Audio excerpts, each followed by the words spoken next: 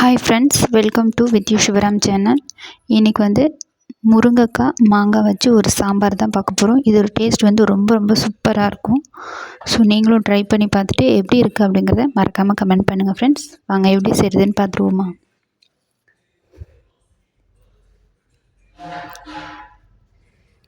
இப்போ ஒரு கடாயை சூடுபடுத்திட்டு 2 டீஸ்பூன் எண்ணெய் சேர்த்துக்கலாம். நான் கோல்டு வின்னர் எண்ணெய் தான் சேர்த்துருக்கேன். ஸோ எண்ணெய் நல்லா காஞ்சதுக்கப்புறமா 1 டீஸ்பூன் கடுகு,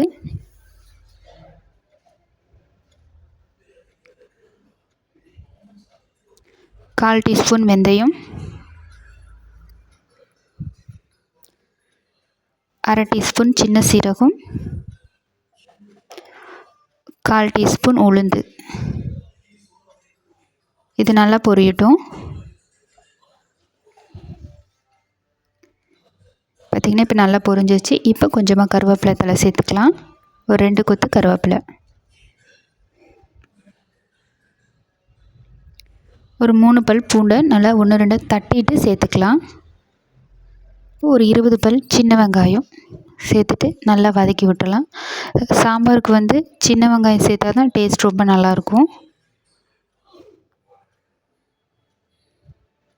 வெங்காயம் நல்லா கண்ணாடி பதம் வதங்கினதுக்கப்புறம் 2 மீடியம் சைஸ் தக்காளி பொடியை கட் பண்ணிட்டு சேர்த்துக்கலாம்.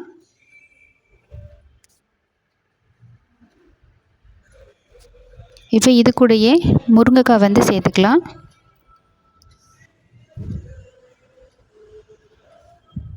இப்போ உப்பையும் சேர்த்துட்டு இப்போ தக்காளி வதங்கி வர வரைக்கும் நல்லா வதக்கி விட்டு எடுத்துடலாம்.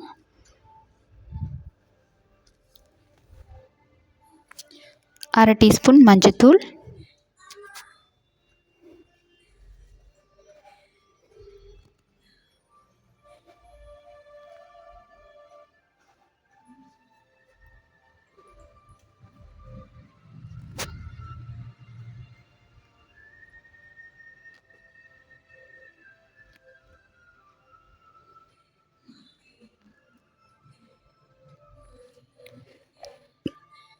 மூடி போட்டு வதக்கும்போது பார்த்திங்கன்னா நமக்கு சீக்கிரமாக காய்கறிகளாக வெந்து தக்காளி நல்லா வதங்கி வந்துடும்.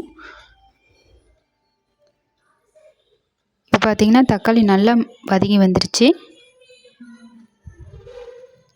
இப்போது சாம்பார் பொடி 1 டீஸ்பூன் சேர்த்துக்கலாம்.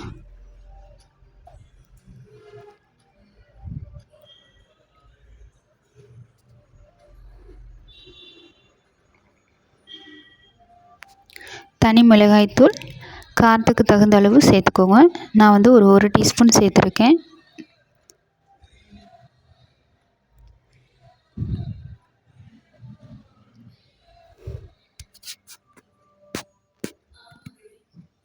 இப்போது ஒரு 2 நிமிஷம் எண்ணெயில் நல்லா வதக்கினதுக்கப்புறமா வேக வச்ச பருப்பை எடுத்து சேர்த்துக்கலாம்.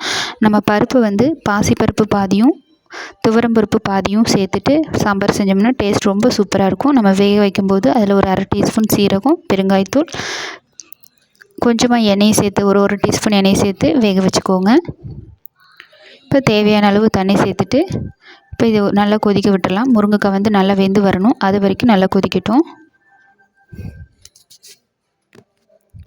நான் பாசிப்பருப்பு ஒரு கைப்பிடி அளவும் துவரம்பருப்பு ஒரு கைப்பிடி அளவும் எடுத்து வேக வச்சு சேர்த்துருக்கேன்.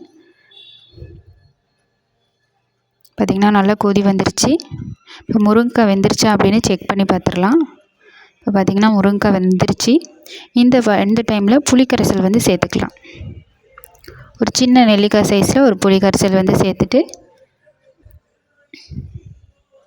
இந்த டைமில் மாங்காய் சேர்த்துக்கலாம். சேர்த்துட்டு ஒரு 10 நிமிஷம் கொதிக்க வச்சா போதும். புளியோட பச்சை வாசனையும் போயிடும், மாங்காவும் சாஃப்டாக இருக்கும். மாங்காய் சேர்த்து ரொம்ப நேரம் கொதிக்க வைக்க வேண்டியதில்லை, 10 நிமிஷம் கொதிச்சா போதும். இப்போ கொஞ்சமாக கொத்தமல்லி தழை சேர்த்துட்டு ஸ்டவ் ஆஃப் பண்ணிடலாம். அவ்வளோதான், நல்ல முருங்கைக்காய் மாங்காய் சாம்பார் ரொம்ப ரொம்ப சூப்பராக இருக்கும், ரெடி. இது சாதத்துக்கும் வச்சு சாப்பிட நல்லாயிருக்கும், இட்லி கூட வச்சு சாப்பிட்றதுக்கும் இட்லி தோசைக்கும் ரொம்ப ரொம்ப சூப்பராக இருக்கும். ஸோ நீங்களும் ட்ரை பண்ணி பார்த்துட்டு எப்படி இருக்குது அப்படிங்கிறத மறக்காமல் கமெண்ட் பண்ணுங்கள்.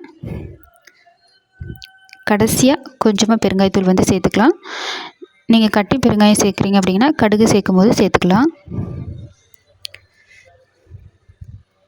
வீடியோ பிடிச்சிருந்தா லைக் பண்ணுங்கள், ஷேர் பண்ணுங்கள், மறக்காமல் நம்ம சேனலை சப்ஸ்கிரைப் பண்ணுங்கள் ஃப்ரெண்ட்ஸ். தேங்க்யூ ஃபார் வாட்சிங்.